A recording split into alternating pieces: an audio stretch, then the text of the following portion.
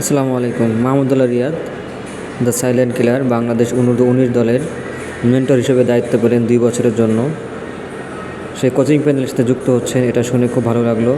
বিশ্বস্ত সূত্রে জানানো গিয়েছে যে মাহমুদুল্লাহ ক্রিকেট আঙ্গনে ফিরেছেন কোচিং প্যানেল হিসেবে। সে আন্ডার-19 এর দায়িত্ব হিসেবে পালন করবেন। সে তাদেরকে মেন্টরিং করবেন।